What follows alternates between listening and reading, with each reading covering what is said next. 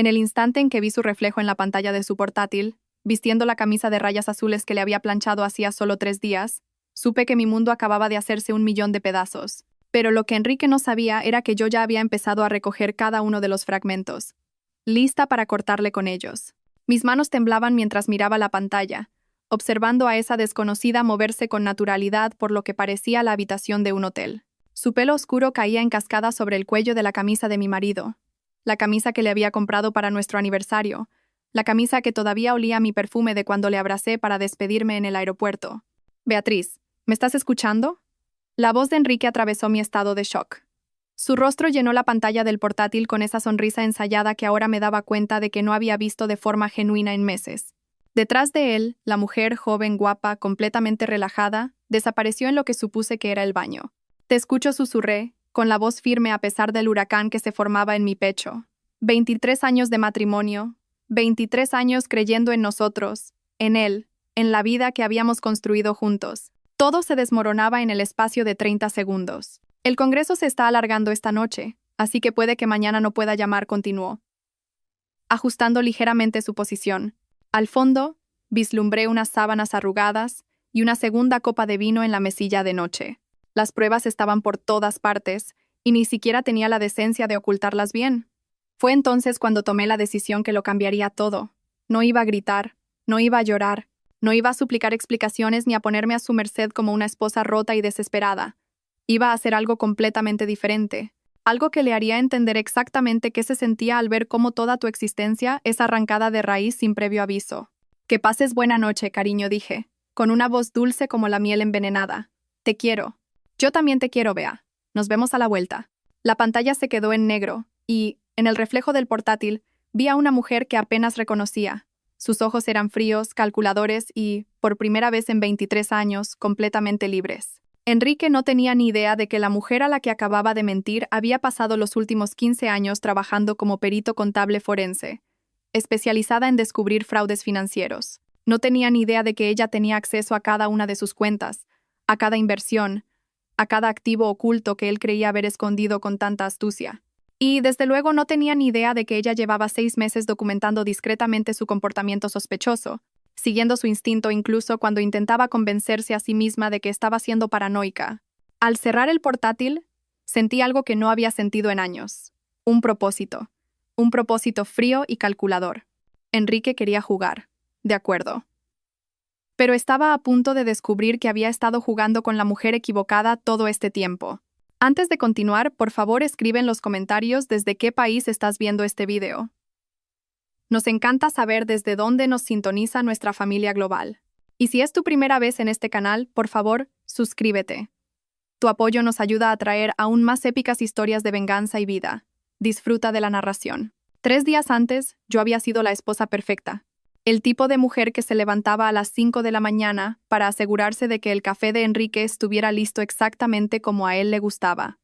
Un café con leche con 2 azucarillos, servido en la taza de sargadelos que su madre nos había regalado en nuestra primera Navidad. Le había planchado las camisas con precisión militar y le había hecho la maleta con el cuidado meticuloso de alguien que realmente creía que su marido se merecía lo mejor. ¿Seguro que lo llevas todo?, le había preguntado, pasando los dedos por la cremallera de su portatrajes de piel, el mismo que le compré cuando le ascendieron a socio principal en su bufete de abogados. En aquel entonces, yo pensaba que su éxito era nuestro éxito. Te preocupas demasiado, Bea me había dicho, besándome la frente de esa manera distraída que se había convertido en su forma habitual de actuar durante el último año. Es solo Barcelona. 3 días, ida y vuelta. Le ayudé a meter las cosas en el coche. Le saludé con la mano desde el porche de entrada mientras salía marcha atrás de nuestra casa en la urbanización de Mirasierra y pasé el resto de ese martes limpiando la casa de arriba abajo. Porque eso es lo que yo hacía. Esa era quien yo era. La esposa que mantenía todo perfecto, todo en su sitio, todo exactamente como debía estar. Nuestra casa era un testimonio de nuestro éxito, o de lo que yo había pensado que era nuestro éxito. 4 dormitorios, 3 baños y un aseo. Una cocina que había aparecido en la revista A de España hacía 2 años. Yo había elegido cada color de pintura, cada mueble, cada detalle decorativo cuidadosamente colocado. Era mi santuario, mi orgullo y mi alegría. Pero mientras caminaba por aquellas habitaciones perfectamente decoradas, 24 horas después de que mi mundo se hubiera derrumbado, me parecían un museo. Un hermoso museo vacío dedicado a una vida que, aparentemente, había sido una completa mentira. Me detuve en nuestro dormitorio, el de Enrique y el mío, mirando la cama king size con sus sábanas blancas impecables y sus cojines cuidadosamente dispuestos. ¿Cuántas noches se había acostado a mi lado, planeando sus escapadas? ¿Cuántas mañanas me había besado para despedirse mientras ya pensaba en ella? La mujer de su camisa, joven, probablemente de 20 y tantos años, con ese tipo de belleza natural que no necesita maquillaje ni ropa cara para llamar la atención. Todo lo que yo había sido una vez, antes de que 23 años de matrimonio se hubieran instalado en mis caderas y hubieran tallado líneas alrededor de mis ojos. Pero al ver mi reflejo en el espejo del dormitorio, me di cuenta de algo que me sorprendió. No estaba rota. No era la criatura destrozada y patética en la que esperaba convertirme. Me veía centrada, decidida, como una mujer a la que acababan de entregar las llaves de su propia prisión y que por fin estaba lista para salir libre. Fue entonces cuando oí vibrar mi móvil con un mensaje de texto. Ya te echo de menos. Qué ganas de llegar a casa y enseñarte cuánto te quiere tu marido. Me quedé mirando el mensaje un largo momento y luego respondí. Yo también te echo de menos. La casa se siente tan vacía sin ti. Vuelve pronto. La mentira me salió con una facilidad que me asustó. Pero pensándolo bien, si Enrique podía mentir durante meses, quizá años, yo sin duda podía apañármelas con unos cuantos mensajes de texto. Tenía trabajo que hacer. Mi despacho estaba en el tercer dormitorio, reconvertido en oficina con vistas a nuestro jardín. Meticulosamente cuidado. Durante 15 años, había construido mi reputación a base de ser exhaustiva, metódica y absolutamente implacable a la hora de seguir el rastro del dinero.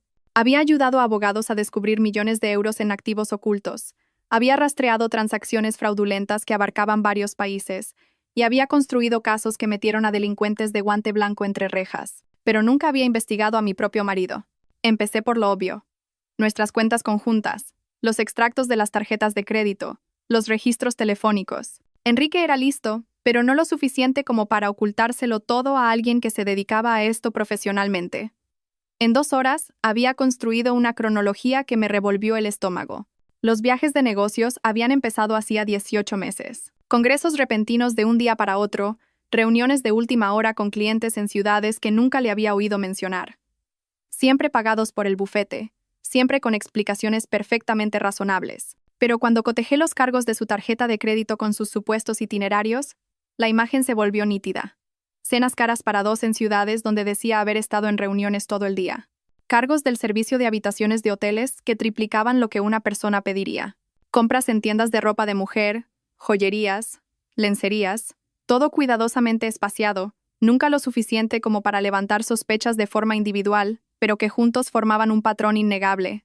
Luego encontré el teléfono desechable. Estaba escondido en el armario de su despacho, metido en un viejo maletín que ya no usaba. Un móvil barato de tapa con un único número programado, etiquetado simplemente como VD. Fotografié todo.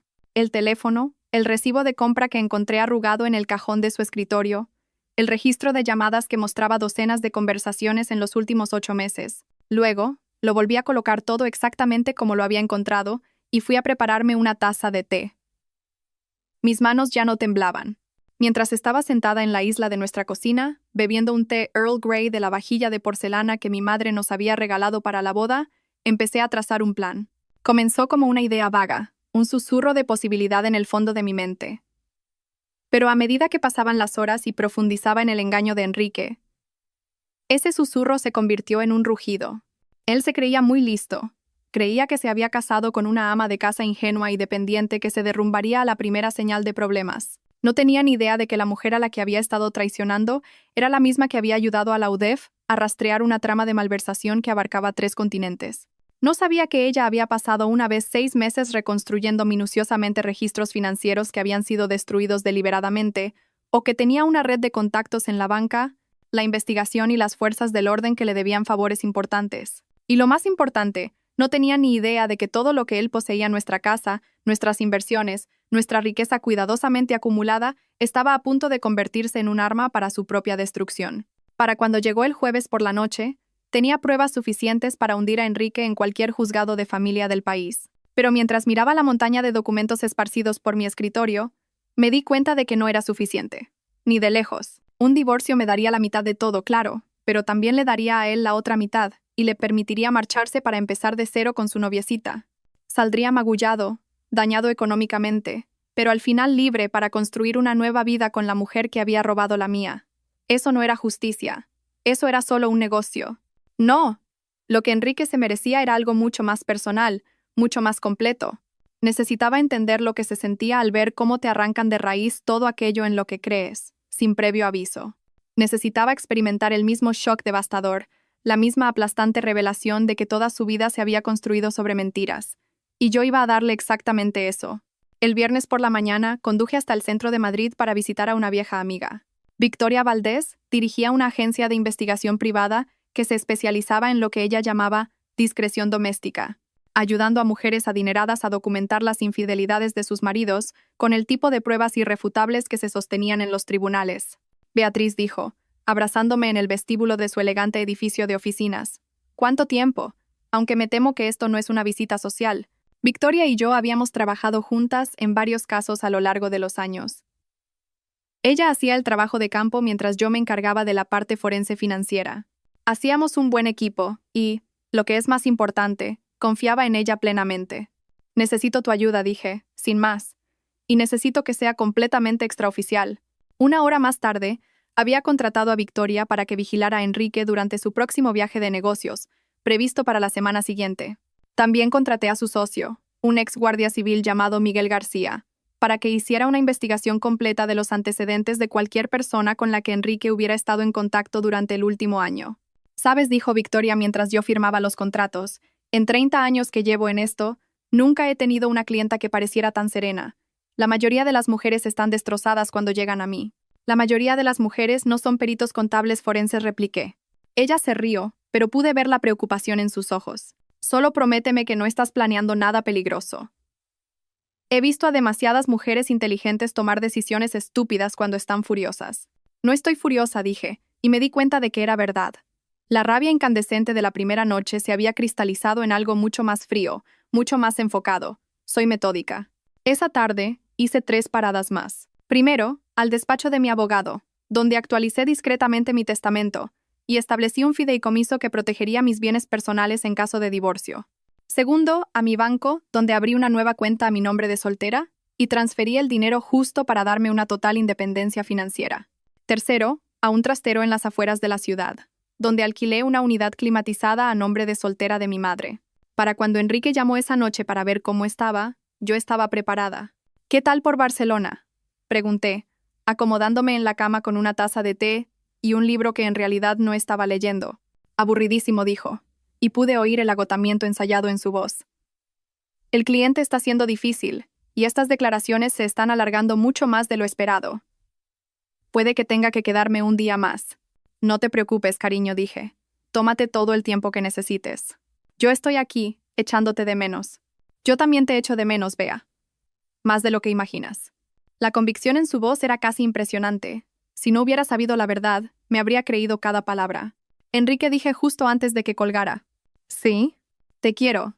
Pase lo que pase, quiero que sepas que todo lo que hago, lo hago porque te quiero. Hubo una pausa. Eso es muy dulce, Bea. Yo también te quiero. Después de que colgó, me quedé sentada en nuestra cama durante un largo rato, mirando las fotografías enmarcadas en mi mesilla de noche. El día de nuestra boda, yo con 25 años, radiante con el vestido de encaje de mi abuela, absolutamente segura de que Enrique y yo envejeceríamos juntos. Nuestro viaje de 5º aniversario a Roma, ambos bronceados y riendo frente al Coliseo. La foto de la última Navidad, tomada hacía solo 8 meses, en la que parecíamos la pareja perfecta viviendo la vida perfecta. En cada una de esas fotos, mi sonrisa era genuina. En cada una, parecía una mujer completa y absolutamente enamorada de su marido. Al mirar esas fotos ahora, sentí algo que me sorprendió. No tristeza, no rabia, sino una extraña gratitud. Porque esa mujer, la mujer confiada e ingenua que había creído en los cuentos de hadas y los finales felices, ya no existía. Y en su lugar había alguien mucho más fuerte, mucho más inteligente e infinitamente más peligrosa. Enrique había creado a su peor enemigo, y ni siquiera lo sabía todavía. El sábado por la mañana llegó la primera noticia verdaderamente devastadora. Miguel García me llamó a las 7 de la mañana con sus hallazgos preliminares. Se llama Verónica Durán, dijo sin preámbulos. 28 años, asociada junior en Herrero y Asociados, en el centro. Es el bufete para el que tu marido ha estado haciendo consultoría. Apreté el teléfono con más fuerza. ¿Cuánto tiempo? Por lo que he podido averiguar, llevan juntos al menos 14 meses. Ella empezó en el bufete hace 18 meses, y los primeros cargos inusuales en la tarjeta de crédito de tu marido comenzaron unas 4 semanas después. 14 meses. Más de un año de mentiras, de engaños, de Enrique volviendo a casa conmigo cada noche después de pasar el día con ella. Yo le había estado cocinando sus platos favoritos, lavándole la ropa, planeando nuestro futuro mientras él estaba ocupado planeando una vida completamente diferente con otra persona. Hay más, continuó García. Está embarazada. El teléfono se me resbaló de la mano y cayó con estrépito sobre la encimera de la cocina. Por un momento, el mundo se quedó en completo silencio. Luego recogí el teléfono con manos firmes. ¿De cuánto está? De unos 3 meses, por lo que puedo deducir. Ha tenido varias citas médicas, y tu marido las ha estado pagando a través de una cuenta de tarjeta de crédito separada que encontré. Embarazada de 3 meses. Eso significaba que Enrique lo sabía desde hacía al menos un mes, probablemente más. Y no había dicho nada. Había seguido mintiéndome, compartiendo nuestra cama, planeando viajes de negocios mientras su amante esperaba un hijo suyo. Envíamelo todo, dije. Cada detalle, cada fotografía, cada recibo. Lo quiero todo. Beatriz, dijo García con cautela. Llevo mucho tiempo en esto y he visto lo que este tipo de traición puede hacerle a la gente. Quizá deberías tomarte un tiempo para procesar esto antes de... Envíamelo todo, repetí. Hoy. Después de colgar, me senté en mi cocina perfecta, en mi casa perfecta, y me reí. Me reí de verdad, hasta que las lágrimas me corrieron por las mejillas, porque la situación se había vuelto tan sumamente peor de lo que había imaginado que era casi absurda. Enrique no solo estaba teniendo una aventura, estaba empezando una familia completamente nueva mientras fingía que todo era normal conmigo. Estaba viviendo 2 vidas totalmente separadas y, al parecer, estaba convencido de que era lo suficientemente listo como para manejar ambas indefinidamente. Pero lo que no entendía era que acababa de darme el arma perfecta para destruirle. Pasé el resto del sábado en mi despacho, reconstruyendo el alcance total del engaño de Enrique. Las pruebas financieras ya eran suficientemente condenatorias. Las tarjetas de crédito secretas, las retiradas de efectivo, los regalos caros, los pagos médicos. Pero cuando combiné eso con las fotos de vigilancia que Victoria ya había empezado a tomar, la cronología que García había construido y los registros telefónicos que había obtenido, la imagen se volvió nítida. Enrique Santos, respetado abogado y pilar de la comunidad, era un mentiroso, un tramposo y un farsante. Estaba robando de nuestras cuentas conjuntas para mantener a su amante embarazada, mientras mentía a su esposa de 23 años sobre viajes de negocios que en realidad eran escapadas románticas. Pero, más que eso, era un cobarde. Porque en lugar de tener la decencia de terminar nuestro matrimonio antes de empezar una nueva relación, había elegido seguir dándome largas, probablemente esperando poder encontrar alguna manera de tener ambas vidas simultáneamente. El hombre al que había amado, en el que había confiado y con el que había construido toda mi vida adulta, era un extraño. Y ese extraño había cometido el mayor error de su vida al subestimar exactamente con qué tipo de mujer se había casado. Para el domingo por la noche, tenía un plan. Era exhaustivo, devastador y absolutamente hermético. Pero lo más importante era que le daría a Enrique exactamente lo que él me había dado a mí, la destrucción total de todo aquello en lo que creía poder confiar. Quería vivir una doble vida. De acuerdo. Pero estaba a punto de aprender que las acciones tienen consecuencias y que algunas traiciones tienen un precio que nunca se puede pagar. El lunes por la mañana, llamé al trabajo diciendo que estaba enferma por primera vez en 3 años. Luego conduje hasta el complejo de apartamentos de Verónica Durán. Era un sitio agradable, no lujoso, pero cómodo y moderno, el tipo de lugar que una joven abogada podía permitirse, especialmente si un hombre mayor y adinerado le ayudaba con el alquiler. Aparqué al otro lado de la calle y esperé. Salió a las 8:30 de la mañana, con el mismo aspecto que en las fotos de vigilancia que García me había enviado. Alta, elegante, con ese tipo de belleza natural que los fotógrafos sueñan. Llevaba un vestido holgado que disimulaba hábilmente su embarazo, y se movía con la gracia segura de una mujer que nunca había dudado de su lugar en el mundo. La vi alejarse en un Seat Ibiza plateado que probablemente tenía 2 años, práctico pero bien cuidado. Luego salí de mi coche y caminé hasta su buzón. Victoria me había enseñado este truco hacía años. Si quieres saber los secretos de alguien, empieza por su correspondencia. No para robarla, eso sería un delito, sino para ver qué tipo de vida lleva.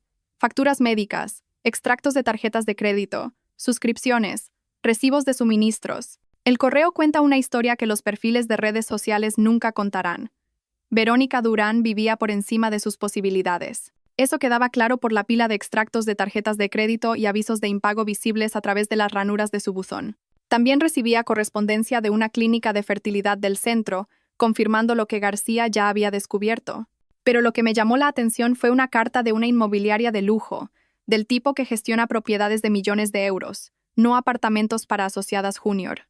Estaba buscando casa, sin duda con el dinero de mi marido. Volví a casa y llamé a Victoria. Necesito que averigües todo lo que puedas sobre los planes de futuro de Verónica Durán, dije. Búsquedas inmobiliarias, solicitudes de empleo, cualquier compra importante que pueda estar considerando. Creo que Enrique planea dejarme, y quiero saber exactamente qué tipo de vida cree que va a tener. Beatriz, dijo Victoria con cautela. ¿Qué piensas hacer con toda esta información? Voy a asegurarme de que la vida que él cree que está construyendo con ella se vuelva imposible, dije. Completa y absolutamente imposible. Esa tarde, hice una serie de llamadas que habrían sorprendido a Enrique si hubiera sabido de ellas. Porque mientras él vivía su doble vida, yo había estado construyendo mi propia red de contactos y relaciones que no tenían nada que ver con él. La primera llamada fue a Andrea Fuentes, una periodista de El Mundo, especializada en asuntos legales y mala praxis profesional. Andrea y yo habíamos trabajado juntas en un artículo sobre corrupción judicial 2 años antes, y me debía un favor importante. Puede que tenga una historia para ti, dije. Un prominente abogado local que ha estado usando fondos de clientes para mantener a su amante embarazada mientras miente a su mujer sobre viajes de negocios. ¿Te interesa? Mucho, dijo Andrea. ¿Qué tan sólidas son tus pruebas? Registros financieros a prueba de balas, fotografías, declaraciones de testigos, todo el lote. ¿Cuándo quieres mover esto? Pronto, dije. Te avisaré. La segunda llamada fue a Martín Gómez, en el Ilustre Colegio de Abogados de Madrid. Martín y yo habíamos salido brevemente en la universidad, y habíamos seguido siendo amigos a lo largo de los años. Ahora se encargaba de investigar las violaciones éticas de los abogados en ejercicio. Beatriz, qué alegría oírte, dijo Martín. ¿Qué puedo hacer por ti? Necesito denunciar una posible violación ética, dije. Un abogado que podría estar utilizando indebidamente fondos de clientes para gastos personales. ¿Cómo debo proceder para presentar una queja formal? Depende de la naturaleza de la violación. ¿Por qué no me envías lo que tienes y le echo un vistazo? Te lo haré llegar esta semana, dije. La tercera llamada fue la más importante. Marqué el número principal de Herrero y Asociados y pedí hablar con el socio director. Soy Beatriz Santos, dije cuando Javier Herrero se puso al teléfono. Mi marido Enrique ha estado haciendo trabajos de consultoría para su bufete. Me gustaría que nos reuniéramos para discutir algunas preocupaciones que tengo sobre posibles conflictos de intereses. Hubo una larga pausa. Señora Santos, no estoy seguro de a qué se refiere con conflictos de intereses. Creo que sería mejor si lo discutiéramos en persona, dije. ¿Está disponible mañana por la tarde? Otra pausa, esta vez más larga. Puedo recibirla a las 3. Perfecto. Esa noche, Enrique llamó como de costumbre. ¿Qué tal tu día, cariño?, preguntó, y pude oír el tráfico de fondo. Probablemente conducía de vuelta del apartamento de Verónica. Tranquilo, dije. He estado pensando mucho en nosotros últimamente, en nuestro futuro. ¿Nuestro futuro? Sé que ya hemos hablado de esto, pero me preguntaba si quizá es hora de que pensemos en tener hijos. Sé que ya no somos jóvenes, pero con la medicina moderna. El silencio al otro lado de la línea fue ensordecedor. Bea dijo finalmente, ya hemos pasado por esto. Decidimos hace años que éramos felices siendo solo nosotros. Sé lo que decidimos, dije, pero la gente cambia. Las prioridades cambian. Últimamente siento que falta algo en nuestra vida. Vamos a hablar de esto cuando llegue a casa, ¿vale? Esto no es una conversación para tener por teléfono. Por supuesto, dije. ¿Cuándo crees que volverás? Mañana por la noche, probablemente sobre las 8. Prepararé tu cena favorita, Gigi. Podremos hablar de todo entonces. Después de colgar, me senté en la creciente oscuridad de nuestro salón y me permití un momento de genuina tristeza. No por la pérdida de mi matrimonio, que ahora me daba cuenta de que llevaba muerto más de un año, sino por la mujer que yo solía ser. La mujer que había querido tener hijos con este hombre, que le había confiado su corazón, su futuro, su vida entera. Esa mujer merecía ser llorada, pero también merecía ser vengada. Y mañana, el proceso comenzaría. El martes a las 3 de la tarde, entré en las oficinas de Herrero y Asociados vistiendo mi mejor traje de chaqueta azul marino y llevando un maletín de piel que contenía copias de cada prueba que había reunido. La recepción era todo cristal y cromo, diseñada para impresionar a los clientes con el éxito y la sofisticación del bufete. Javier Herrero me recibió personalmente, lo que me dijo todo lo que necesitaba saber sobre la seriedad con la que se estaba tomando esta reunión. Era un hombre distinguido de unos 60 años, con el pelo plateado y el tipo de traje caro que hablaba de décadas de éxito en el derecho corporativo. Señora Santos, dijo extendiendo la mano, gracias por venir. ¿Por qué no hablamos en mi despacho? Su despacho era exactamente lo que esperaba. Ventanales del suelo al techo con vistas a la ciudad, estanterías llenas de textos legales y premios. Un escritorio macizo que probablemente costaba más que el coche de la mayoría de la gente. Me indicó que me sentara en una de las sillas de piel frente a su escritorio. Luego tomó asiento y cruzó las manos. Y bien dijo, ¿qué puedo hacer por usted? Abrí mi maletín y coloqué una única fotografía sobre su escritorio. Mostraba a Enrique y Verónica saliendo de un hotel en San Sebastián, él con el brazo alrededor de la cintura de ella, ambos riendo. La marca de tiempo indicaba que fue tomada durante uno de sus supuestos viajes de negocios. El rostro de Javier Herrero se puso muy pálido. Señor Herrero, dije, estoy aquí porque creo que su bufete ha estado facilitando inadvertidamente una relación poco ética entre mi marido y una de sus empleadas. Espero que podamos resolver este asunto discretamente, sin involucrar al colegio de abogados ni a la prensa. Se quedó mirando la fotografía un largo momento y luego me miró. Señora Santos, quiero que sepa que este bufete tiene políticas estrictas sobre las relaciones entre consultores y empleados. Estoy segura de que sí, interrumpí. La cuestión es si esas políticas se siguieron en este caso, porque, basándome en mi investigación, parece que mi marido ha estado facturando a su bufete por trabajo que en realidad no estaba haciendo, mientras utilizaba esos pagos para financiar su relación con la señorita Durán. Coloqué 3 elementos más sobre su escritorio. Copias de las facturas de Enrique al bufete, recibos de tarjetas de crédito que mostraban regalos caros y habitaciones de hotel en momentos en que supuestamente estaba trabajando, y una cronología que mostraba la correlación entre sus pagos de consultoría y sus gastos personales. Esto es extremadamente serio, dijo Herrero, estudiando los documentos. Si lo que sugiere es cierto, no es una sugerencia, dije, es un hecho. La pregunta es qué piensa hacer al respecto. Se quedó en silencio durante mucho tiempo, examinando cada prueba con la minuciosidad de un abogado experimentado. Finalmente, me miró. ¿Qué es lo que quiere, señora Santos? Quiero que la relación de consultoría de mi marido con este bufete termine de inmediato, dije. Quiero que la señorita Durán sea transferida a otro departamento donde no tenga ningún contacto con consultores externos, y quiero una investigación formal para determinar si se utilizaron indebidamente fondos de clientes en esta situación. ¿Y si aceptamos estos términos? Entonces este asunto se queda entre nosotros, dije. Sin prensa, sin quejas al colegio de abogados, sin bochorno público para nadie. ¿Y si no aceptamos? Me levanté y empecé a guardar los documentos en mi maletín. Entonces, mañana por la mañana, Andrea Fuentes, de El Mundo, publicará un artículo sobre cómo Herrero y Asociados facilitó una aventura extramatrimonial entre un consultor casado y una empleada embarazada, posiblemente utilizando fondos de clientes. El Colegio de Abogados de Madrid recibirá una queja formal sobre las prácticas de facturación de Enrique, y yo presentaré una demanda civil contra el bufete y mi marido por fraude y daños morales. Javier Herrero era un hombre inteligente. Entendió exactamente lo que le estaba ofreciendo, una forma de terminar esta situación limpiamente, con un daño mínimo a la reputación de su bufete. Necesitaré algo de tiempo para investigar estas acusaciones, dijo. Por supuesto, dije, pero necesitaré una respuesta para el viernes. Mi marido regresa de su actual viaje de negocios mañana por la noche, y planeo tener este asunto resuelto antes de que descubra que toda su vida está a punto de cambiar. Dejé mi tarjeta de visita en su escritorio y salí, sabiendo que acababa de disparar el primer tiro en una guerra que Enrique ni siquiera sabía que había comenzado. El miércoles por la noche, preparé la cena favorita de Enrique con el mismo cuidado meticuloso que había mostrado durante 23 años. Salmón a la plancha con mantequilla de limón, espárragos trigueros, arroz salvaje y una botella del Rioja que habíamos estado guardando para una ocasión especial. La mesa estaba puesta con nuestra vajilla de boda, las velas parpadeaban en nuestros candelabros de cristal, y un suave jazz sonaba desde el sistema de sonido que Enrique había instalado el año pasado. Para cualquier observador, habría parecido una cena romántica para una pareja que celebraba su reencuentro tras un viaje de negocios.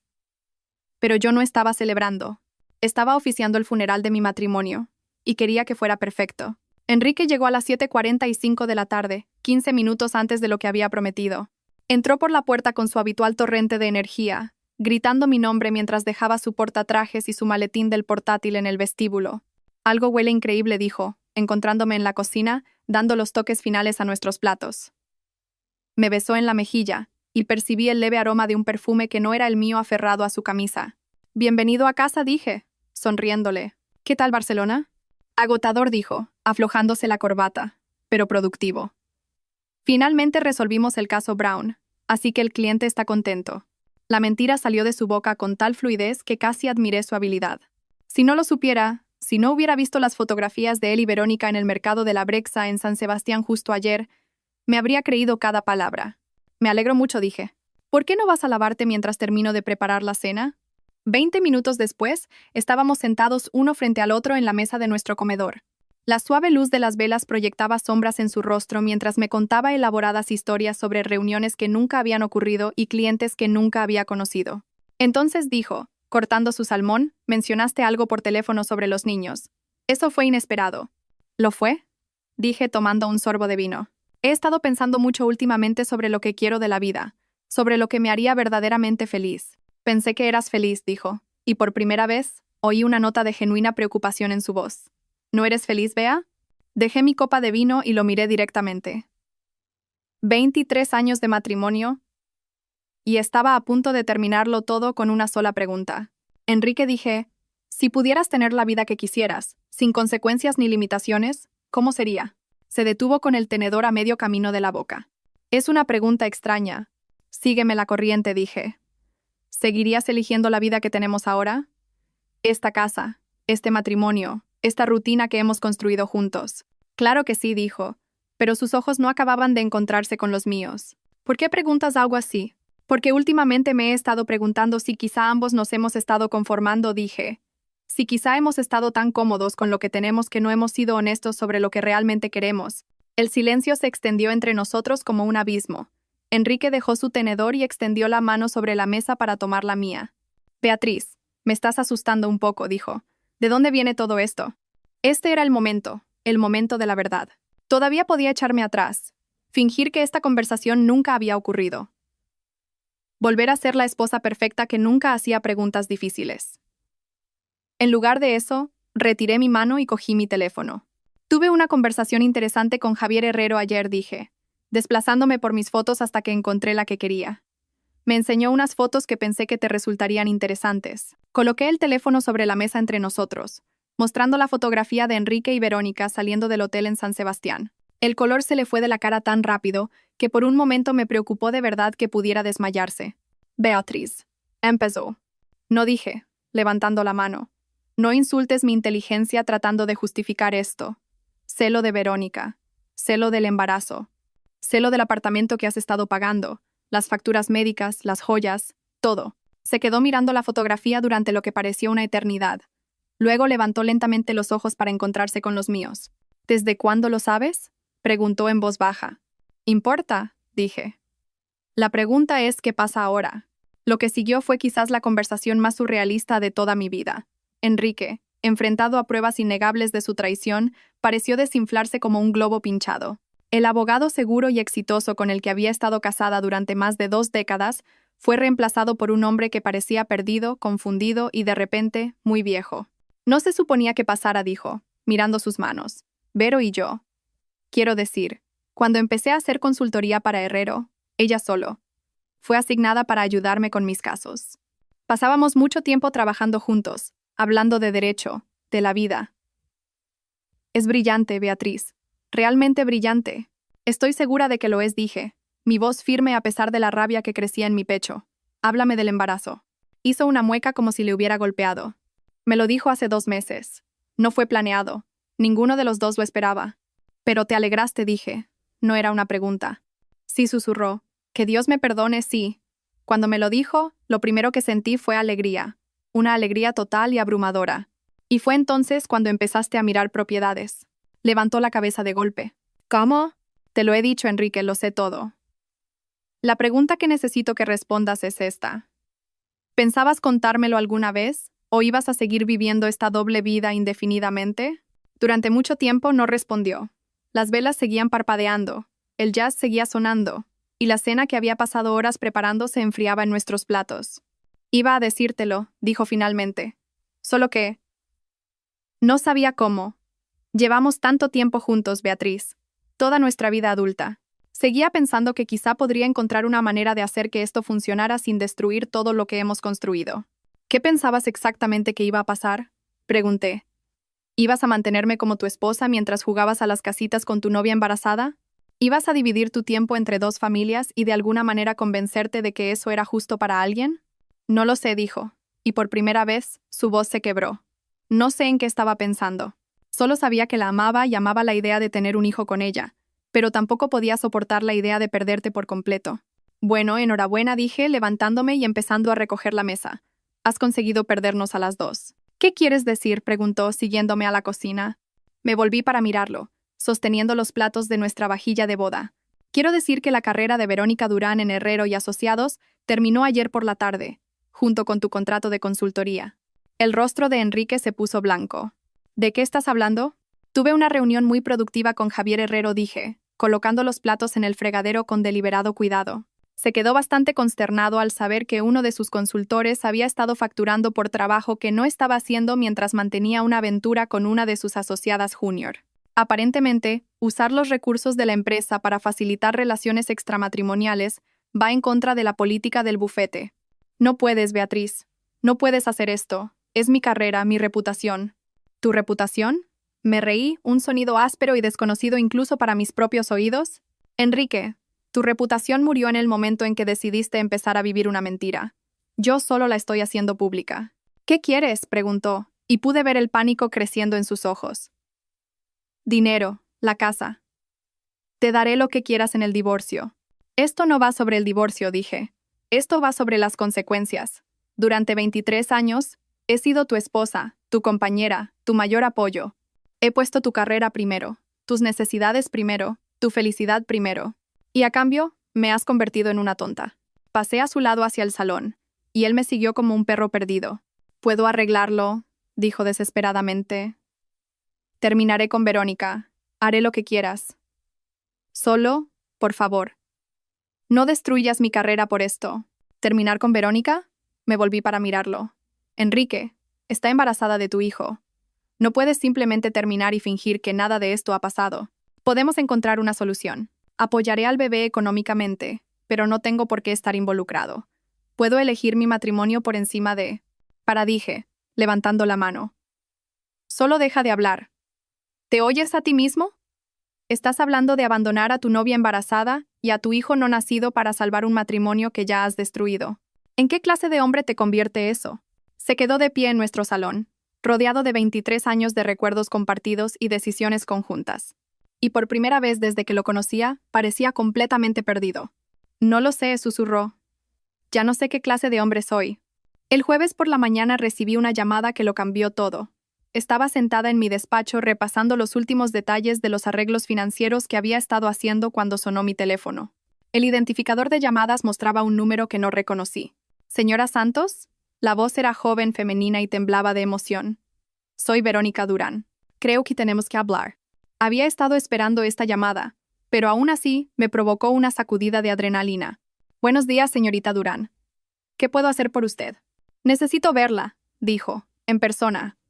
Hay cosas sobre Enrique, sobre su marido, que necesita saber. Acordamos vernos en una cafetería del centro de Madrid, territorio neutral, donde ninguna de las dos tendría la ventaja de un entorno familiar. Mientras conducía hacia allí, sentí curiosidad por lo que Verónica Durán podría decirme que yo no supiera ya. La encontré sentada en un reservado de la esquina, con un aspecto más pequeño y frágil que en las fotos de vigilancia. El embarazo le sentaba bien, dándole a su piel una cualidad luminosa que la hacía parecer incluso más joven de sus 28 años. Pero sus ojos estaban enrojecidos de llorar, y sus manos temblaban ligeramente al levantar su taza de té. Gracias por venir, dijo mientras me deslizaba en el asiento frente a ella. Dijo que había cosas que necesitaba saber, repliqué. La escucho. Respiró hondo, como si se estuviera preparando para una conversación difícil. Primero, quiero que sepa que yo no sabía nada de usted. No al principio. Cuando empecé a trabajar con Enrique, me dijo que estaba separado. Dijo que vivían vidas separadas, pero que aún no habían solicitado el divorcio por complicaciones financieras. Y la creyó. Quería creerle, dijo. Él era todo lo que yo creía que quería en un hombre. Exitoso, sofisticado, encantador. Cuando me dijo que me amaba, cuando empezó a hablar de un futuro juntos, pensé que había encontrado mi final feliz. ¿Cuándo descubrió la verdad? Hace 3 semanas, dijo, y nuevas lágrimas comenzaron a deslizarse por sus mejillas. Empecé a sospechar porque nunca quería que lo llamara a casa, nunca quería quedar cerca de su barrio. Así que, contraté a un investigador privado. No pude evitar reírme. Contrató a un investigador para que investigara a mi marido mientras yo hacía lo mismo. Descubrí que no estaban separados en absoluto, continuó. Que todavía compartían cama, que todavía iban a eventos sociales juntos, que todavía actuaban como una pareja felizmente casada. Ypsilon confronté a Enrique. ¿Qué dijo? Dijo que iba a dejarla. Que solo necesitaba tiempo para averiguar cómo hacerlo sin destruirla financieramente. Dijo que usted era frágil, que nunca había trabajado fuera de casa y que no sería capaz de cuidarse si él la dejaba de repente. La condescendencia de esa declaración me dejó sin aliento. Enrique me había estado pintando como una criatura indefensa y dependiente para justificar su engaño, cuando en realidad yo era probablemente más sofisticada financieramente que él. Señorita Durán, dije con cuidado, ¿por qué me cuenta esto? Porque ayer, después de que usted se reuniera con el señor Herrero, Enrique me llamó, dijo. Me dijo que usted se había enterado de lo nuestro y que teníamos que terminar nuestra relación de inmediato. Dijo que iba a elegir su matrimonio por encima de mí y del bebé. ¿Y cómo se sintió al respecto? Traicionada, dijo simplemente. Completa y absolutamente traicionada. Me di cuenta de que había sido tan tonta como usted. Enrique nunca tuvo la intención de dejarla por mí. Yo solo era conveniente, una mujer joven impresionada por su éxito y agradecida por su atención. Metió la mano en el bolso y sacó un sobremanila, que colocó sobre la mesa entre nosotras. ¿Qué es esto?, pregunté. Copias de mensajes de texto, correos electrónicos, mensajes de voz, dijo. Todo lo que Enrique me envió en los últimos 14 meses, incluyendo algunas promesas muy explícitas sobre la vida que íbamos a construir juntos y algunas cosas muy poco halagadoras que dijo sobre usted. Me quedé mirando el sobre, pero no lo toqué. ¿Por qué me da esto? Porque dijo, encontrando mis ojos por primera vez desde que me había sentado Enrique Santos, es un mentiroso y un cobarde. Y creo que es hora de que enfrente las consecuencias de sus acciones. No puedo deshacer el daño que he hecho a su matrimonio, pero quizá pueda ayudarla a asegurarse de que no se salga con la suya sin ninguna consecuencia real. ¿Y usted?, pregunté. ¿Y el bebé? Estoy embarazada de 3 meses del hijo de un hombre que acaba de decirme que soy un error que necesita arreglar, dijo. No me quedan muchas opciones, pero tengo pruebas que podrían destruir su reputación y su carrera, y creo que eso vale algo. Cogí el sobre y lo guardé en mi bolso. Señorita Durán, quiero que sepa que no la culpo por lo que pasó. A usted le mintieron tanto como a mí. Gracias, susurró. Eso significa más para mí de lo que imagina. Mientras conducía a casa, me di cuenta de que mi plan se había vuelto mucho más poderoso de lo que había previsto originalmente. No solo tenía pruebas de las irregularidades financieras y la mala praxis profesional de Enrique. Ahora tenía una cómplice que estaba tan motivada como yo para verlo pagar por sus engaños. Enrique había creado 2 enemigas cuando pensaba que estaba manejando 2 relaciones. Y ahora esas enemigas estaban trabajando juntas. Esa noche, Enrique llegó a casa y me encontró exactamente donde me había dejado la noche anterior, sentada en la isla de nuestra cocina, leyendo un libro tranquilamente y bebiendo una taza de té. Pero todo había cambiado. Y de alguna manera, él pareció sentirlo en el momento en que cruzó la puerta. ¿Qué tal tu día?, preguntó con cautela. Interesante, dije, sin levantar la vista de mi libro. Tomé un café con Verónica Durán esta mañana. El color se le fue de la cara tan rápido que pensé que podría desplomarse. Beatriz, puedo explicarlo. ¿Puedes?, dije, finalmente mirándolo. ¿Puedes explicar por qué le dijiste que yo era una ama de casa frágil y dependiente que nunca había trabajado fuera del hogar? ¿Puedes explicar por qué le prometiste casarte con ella mientras seguías casado conmigo? ¿Puedes explicar por qué le dijiste que la amabas más de lo que habías amado a nadie en tu vida? Se hundió en la silla frente a mí, con el aspecto de un hombre al que acababan de diagnosticar una enfermedad terminal. Te dio los mensajes, dijo en voz baja. Todos, confirmé. 14 meses de promesas que nunca tuviste la intención de cumplir y mentiras que nunca tuviste la intención de confesar. Es toda una colección, Enrique. Realmente esclarecedora. ¿Qué vas a hacer? Cerré mi libro y lo miré directamente. Voy a hacerte una pregunta y quiero que pienses muy cuidadosamente antes de responder. En todo esto, las mentiras, el engaño, las promesas a Verónica, la falta de respeto hacia mí, ¿hubo algún momento en el que consideraste la posibilidad de que tus acciones pudieran tener consecuencias? Me miró durante mucho tiempo antes de responder. Pensé que era lo suficientemente listo como para manejarlo todo. ¿Pensabas que eras lo suficientemente listo como para manejar las vidas enteras de dos mujeres sin que ninguna de nosotras se diera cuenta de lo que realmente estaba pasando? Sí, susurró. Bueno, dije, levantándome y caminando hacia la ventana, te equivocaste. Y ahora vas a descubrir exactamente qué pasa cuando las mujeres a las que has estado manipulando deciden dejar de jugar a tu juego. Beatriz, por favor. Mañana por la mañana dije, interrumpiéndolo, recibirás una llamada de Martín Gómez, del Colegio de Abogados. Te informará de que se ha presentado una queja formal sobre tus prácticas de facturación y tu conducta profesional. La queja incluye pruebas de que has estado falsificando registros de horas y utilizando pagos de clientes para gastos personales. El rostro de Enrique se volvió ceniciento. No puedes hacer esto. Eres mi esposa. Mañana por la tarde, continué, Andrea Fuentes, de El Mundo, publicará un artículo sobre mala praxis profesional en Herrero y Asociados. No te mencionará por tu nombre inicialmente, pero cualquiera en la comunidad legal podrá atar cabos. Beatriz, por favor, mi carrera. Mañana por la noche dije, volviéndome para mirarlo, presentaré la demanda de divorcio. Lo pediré todo, Enrique. La casa, las inversiones, los planes de pensiones, la pensión compensatoria y una indemnización por daños morales. Y antes de que empieces a pensar en luchar contra mí, deberías saber que Verónica está dispuesta a testificar sobre tus promesas de dejarme y casarte con ella, lo que establece una clara intención de fraude. Se desplomó en su silla, sosteniendo la cabeza entre las manos. ¿Y el perdón?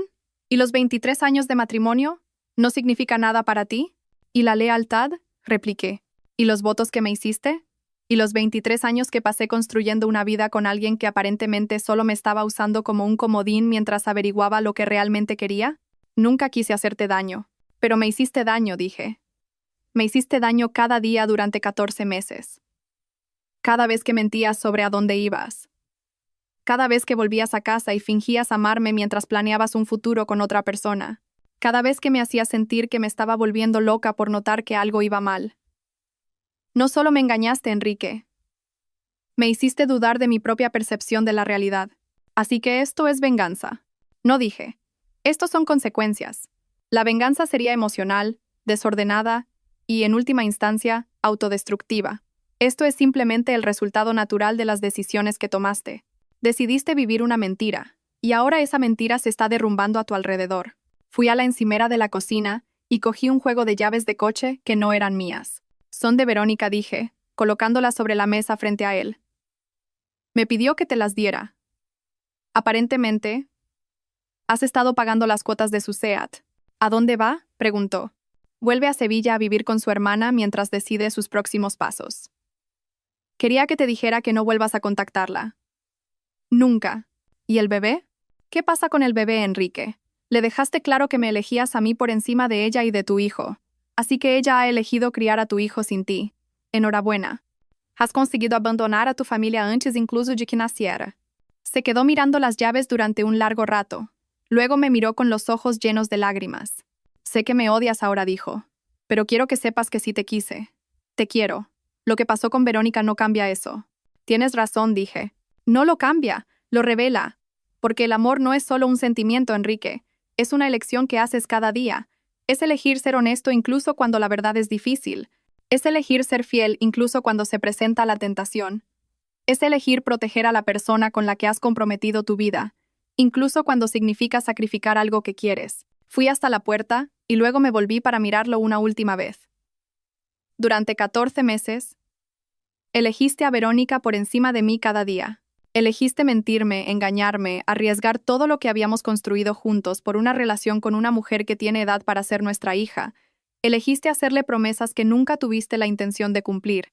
Y elegiste mantenerme en un matrimonio que ya estaba terminado sin darme la oportunidad de tomar mis propias decisiones sobre mi vida. Beatriz, esta noche duermo en la habitación de invitados, dije. Mañana quiero que te vayas de esta casa. Puedes quedarte donde quieras, pero no puedes quedarte aquí. Esta es mi casa ahora, y ya no eres bienvenido en ella. Mientras subía las escaleras, dejando a Enrique solo en la cocina con las llaves del coche de su exnovia embarazada, sentí algo que no había experimentado en más de un año. Paz. Por primera vez en 14 meses, sabía exactamente dónde estaba, qué era verdad y qué necesitaba hacer a continuación. Enrique había pasado más de un año viviendo en una fantasía donde podía tener todo lo que quería sin enfrentar ninguna consecuencia. Mañana se iba a despertar en el mundo real. Y el mundo real, como estaba a punto de descubrir, Era mucho menos indulgente que su fantasía.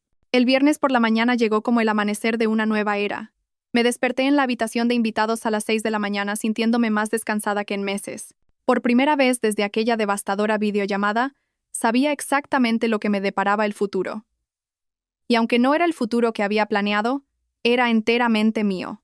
Enrique ya se había ido cuando bajé. Su coche no estaba en el garaje y había dejado una nota en la encimera de la cocina. He ido a desayunar. Necesitamos hablar cuando vuelva. Arrugué la nota y la tiré a la basura. Ya habíamos pasado el punto de hablar. La primera llamada llegó a las 8:30. Martín Gómez, del Colegio de Abogados, puntual. Señora Santos, he revisado los materiales que me envió sobre las prácticas de facturación de su marido. La llamo para informarle de que abriremos una investigación formal sobre posibles violaciones éticas. Gracias, Martín, dije. Agradezco tu minuciosidad. Beatriz dijo, su tono cambiando de oficial a personal. Tengo que preguntar, ¿estás segura de que quieres seguir con esto? Una vez que esta investigación comience, no hay vuelta atrás. La carrera de Enrique podría quedar permanentemente dañada. Estoy segura, dije sin dudar. La segunda llamada llegó a las 10:15. Andrea Fuentes, de El Mundo. Beatriz, mi editora, ha aprobado el artículo. Saldrá en la edición de mañana, tanto impresa como online. No uso nombres en la pieza inicial, pero describo la situación con suficiente detalle como para que cualquiera en la comunidad legal pueda atar cabos. Perfecto, dije. ¿Hay algo más?, continuó Andrea. Después de empezar a hacer llamadas sobre esta historia, recibí pistas sobre otras 2 situaciones similares que involucran a abogados de la ciudad. Aparentemente, el comportamiento de tu marido no es tan único como pensábamos. Esa información me golpeó como un puñetazo. ¿Estás diciendo que esto ha pasado antes? Estoy diciendo que la comunidad legal es más pequeña de lo que crees, y cuando una persona se comporta de manera poco ética, otros suelen saberlo. El hecho de que múltiples fuentes se presentaran después de unas pocas preguntas preliminares sugiere que la reputación de Enrique podría no ser tan sólida como creías. Después de colgar, me senté en mi cocina y traté de procesar esta nueva revelación. ¿Había engañado a Enrique antes? ¿Había habido otras mujeres, otras mentiras, otras traiciones que yo había sido demasiado confiada para ver? ¿Ya no importaba? Lo que fuera que hubiera hecho en el pasado, el patrón de comportamiento que esto representaba, se terminaba hoy. A las 11:30, mi teléfono sonó de nuevo. Esta vez, el identificador mostraba el número de Enrique. Beatriz, tenemos que hablar, dijo sin preámbulos. Me ha llamado Gómez del Colegio de Abogados. ¿Cómo has podido hacer esto? ¿Cómo has podido presentar una queja contra mí? De la misma manera que tú pudiste mentirme durante 14 meses, respondí. Fácilmente. Esto destruirá mi carrera. ¿Es eso realmente lo que quieres? ¿Quitarme todo por lo que he trabajado toda mi vida adulta? Enrique, dije. Tú me quitaste todo por lo que trabajé toda mi vida adulta cuando decidiste empezar una relación secreta con otra mujer. La única diferencia es que yo construí mi vida alrededor de amarte, mientras que tú construiste tu carrera alrededor de mentir a los clientes. Al menos mi pérdida es honesta. Puedo arreglarlo, dijo desesperadamente. Puedo arreglar esto. Por favor, solo cancela la investigación. Podemos superar esto juntos. Ya no hay un juntos, dije. Te aseguraste de eso cuando elegiste a Verónica por encima de mí cada día durante más de un año. Nunca la elegí a ella por encima de ti. ¿En serio? Dije. Entonces, ¿por qué le prometiste que te casarías con ella? ¿Por qué le dijiste que la amabas más de lo que habías amado a nadie? ¿Por qué empezaste a buscar casas con ella mientras seguías compartiendo cama conmigo? Silencio. Enrique, dije, en unas horas vas a recibir los papeles del divorcio. Te sugiero que contrates a un muy buen abogado, porque pienso luchar por todo. Y dado lo que sé sobre tus irregularidades financieras y tu mala praxis profesional, creo que voy a ganar. Colgué antes de que pudiera responder. La tercera llamada del día llegó a las 2 de la tarde. Javier Herrero, del bufete. Señora Santos, quería informarle personalmente de que hemos completado nuestra investigación interna sobre el asunto que discutimos. El contrato de consultoría de Enrique ha sido rescindido, y la señorita Durán ha sido puesta en excedencia administrativa mientras revisamos su implicación en la situación. Gracias por informarme. Hay algo más, dijo. Durante nuestra investigación, descubrimos algunas irregularidades en la facturación de Enrique que se remontan a varios años. Llevaremos a cabo una auditoría completa de todo su trabajo con el bufete. ¿Varios años? Repetí. Me temo que sí. Parece que la situación con la señorita Durán puede haber sido solo la más reciente en un patrón de comportamiento cuestionable. Después de esa llamada, me serví una copa de vino y me senté en nuestro patio trasero, contemplando el jardín que había pasado años cultivando. Cada flor, cada árbol, cada elemento paisajístico, cuidadosamente planeado, representaba horas de mi tiempo, mi creatividad, mi amor por el hogar que Enrique y yo habíamos construido juntos. Ahora era solo mi hogar. Y por primera vez desde que esta pesadilla había comenzado, eso se sentía como un alivio en lugar de una pérdida. A las 4 de la tarde, el coche de Enrique entró en nuestro camino de entrada. Observé por la ventana cómo se quedaba sentado al volante durante varios minutos, como si estuviera reuniendo el coraje para entrar. Cuando finalmente cruzó la puerta principal, parecía un hombre que había envejecido 10 años en un solo día. Los papeles del divorcio, dijo, sosteniendo un grueso sobre Manila. No puedo creer que realmente lo hayas hecho. ¿Qué esperabas? Esperaba a la mujer con la que me casé, dijo. La mujer que me amaba lo suficiente como para resolver los problemas en lugar de destruirme a la primera oportunidad. Lo miré asombrada. Enrique, no me diste problemas que resolver. Me diste mentiras que descubrir. No me diste un matrimonio que salvar. Me diste un engaño que exponer. ¿Cometí errores? Tomaste decisiones, corregí. Decisiones deliberadas y calculadas para traicionarme, para engañarme, para construir una vida con otra mujer mientras fingías que estabas comprometido conmigo. Esos no fueron errores, fueron decisiones. Se hundió en el sofá de nuestro salón, todavía sosteniendo los papeles del divorcio. ¿Y ahora qué? Ahora enfrentas las consecuencias de tus decisiones, dije. Buscas un lugar donde vivir. Contratas a un abogado. Averiguas cómo reconstruir tu carrera desde las ruinas de tu reputación. Te conviertes en padre del hijo que abandonaste. O no lo haces. Pero de cualquier manera, lo haces sin mí. Beatriz dijo, y su voz estaba cargada de lágrimas. Sé que no merezco tu perdón, pero ¿hay alguna posibilidad de que algún día podamos ser amigos? ¿De que podamos salvar algo de 23 años juntos? Consideré su pregunta seriamente, mirando a este hombre que había compartido mi cama, mis sueños, toda mi vida adulta. El hombre que me había abrazado cuando mi madre murió, que había celebrado conmigo cuando conseguí mi primer gran cliente, que había bailado conmigo en las fiestas de aniversario de nuestros amigos y hablado de envejecer juntos. Ese hombre había sido real, al menos por un tiempo, pero había sido reemplazado por alguien a quien no reconocía, alguien capaz de un egoísmo sobrecogedor y una crueldad casual. No lo sé, dije honestamente. Quizá algún día, cuando el dolor no sea tan reciente y la traición no esté tan a flor de piel, podamos tener una conversación civilizada. Pero amigos, no lo creo, Enrique. Los amigos no se mienten durante 14 meses. Los amigos no hacen sentir al otro que está loco por notar que algo va mal.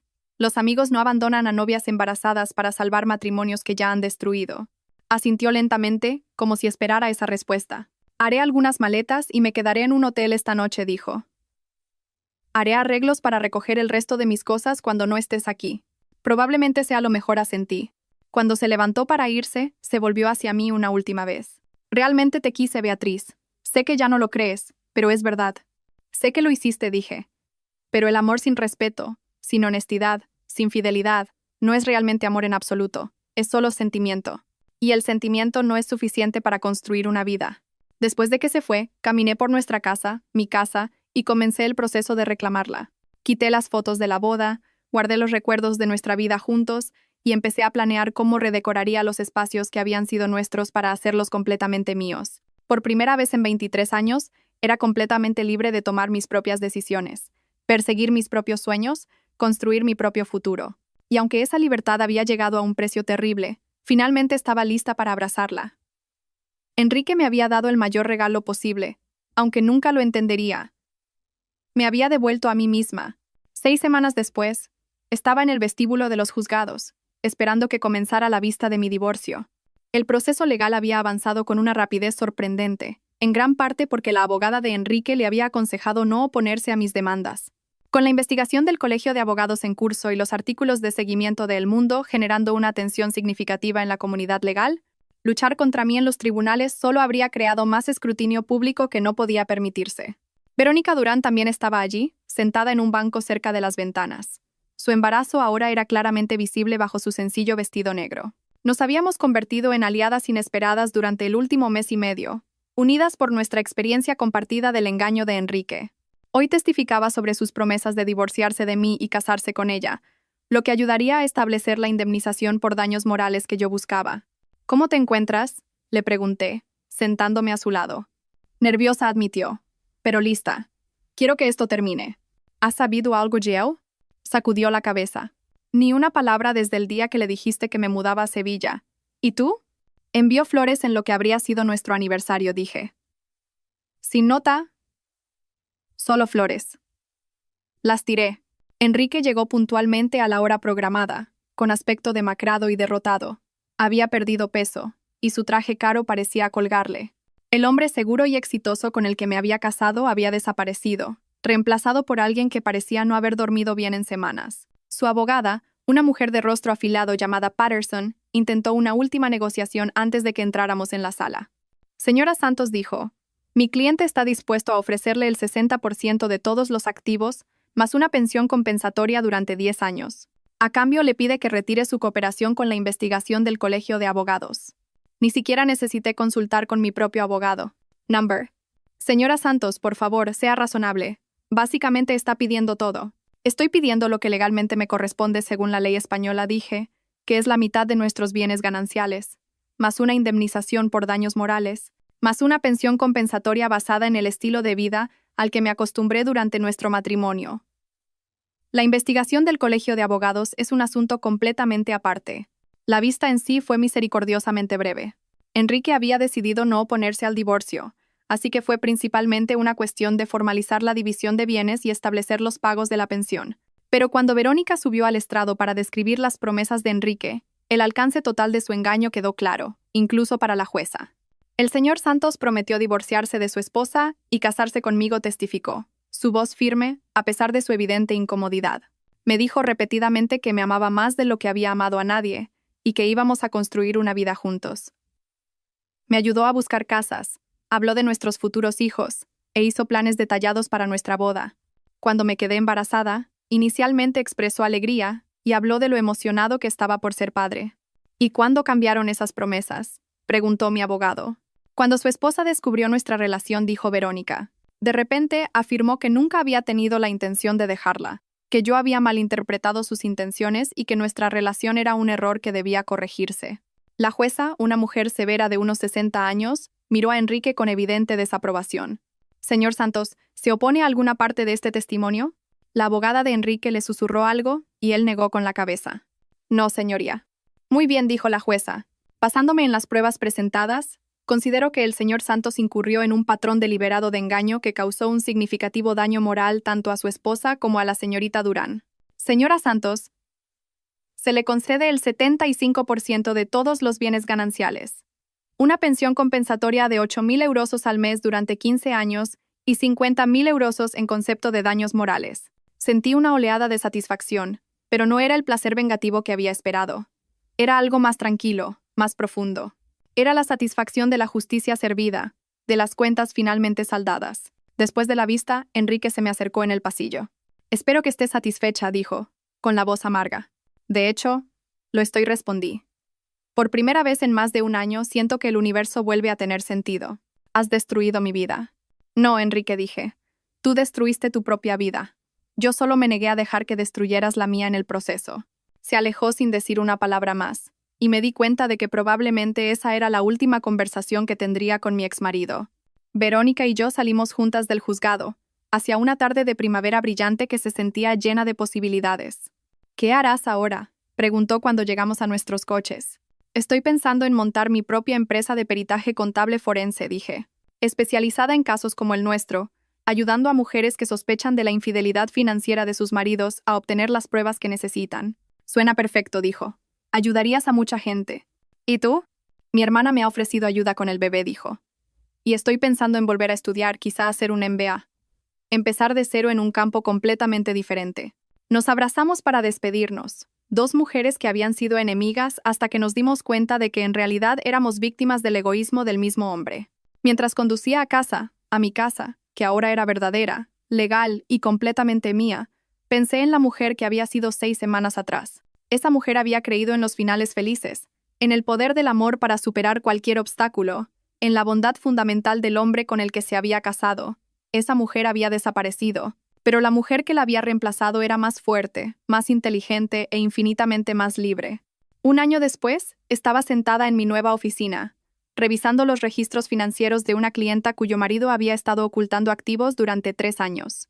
El negocio que había iniciado con el acuerdo de mi divorcio había crecido más allá de mis expectativas más salvajes. Resultó que había muchas mujeres como yo, mujeres inteligentes y exitosas, que habían sido engañadas sistemáticamente por hombres en los que confiaban completamente. Mi teléfono vibró con un mensaje de texto de un número desconocido. Vi el artículo sobre tu negocio en la revista Capital. Enhorabuena, te mereces todo el éxito. Era Verónica. Había terminado su MBA y ahora trabajaba para una consultora en Barcelona. Su hija, la hija de Enrique, estaba sana y guapísima, a juzgar por las fotos que me enviaba ocasionalmente. Enrique nunca había intentado contactar con ninguna de ellas. Respondí, gracias. ¿Cómo estáis las dos? Mejor que nunca. Emma dio sus primeros pasos ayer. Creo que te gustaría. Es terca como una mula y se niega a aceptar ayuda de nadie.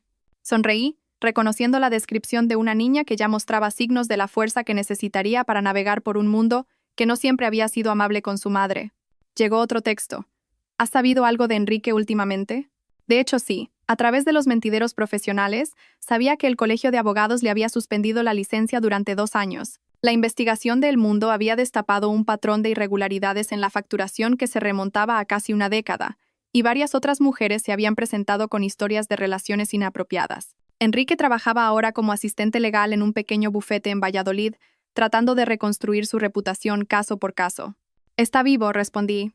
Eso es todo lo que sé. ¿Es más de lo que necesito saber? Fue su respuesta. Espero que haya aprendido algo de todo esto. Lo dudaba. Los hombres como Enrique rara vez aprenden de sus errores porque rara vez aceptan la responsabilidad por ellos. Pero ese ya no era mi problema. Mientras el sol de la tarde entraba a raudales por las ventanas de mi oficina, me permití un momento para reflexionar sobre el viaje que me había traído hasta aquí. Hacía 1 año, había sido una esposa traicionada viviendo entre las ruinas de un matrimonio destrozado. Hoy era una empresaria de éxito que ayudaba a otras mujeres a navegar por sus propios descubrimientos devastadores, construyendo algo significativo de las cenizas de mi antigua vida. La mujer a la que Enrique había traicionado se había ido para siempre. Pero la mujer que había surgido de esa traición era más fuerte, más sabia y más auténticamente ella misma de lo que nunca había sido. Había aprendido que el amor sin respeto es solo manipulación, que la confianza sin honestidad es solo ingenuidad, que una vida construida sobre las mentiras de otra persona no es vida en absoluto. Pero también había aprendido que la traición, aunque devastadora, no es mortal, que la fuerza se puede encontrar en los momentos más oscuros, que a veces, lo peor que te pasa se convierte en la base de lo mejor que jamás construirás. Enrique había pensado que me estaba destruyendo cuando eligió a Verónica por encima de nuestro matrimonio. En cambio, me había dado el empujón que necesitaba para descubrir quién era yo realmente cuando no me definía a través de las necesidades y expectativas de otra persona. Y yo seguía resurgiendo,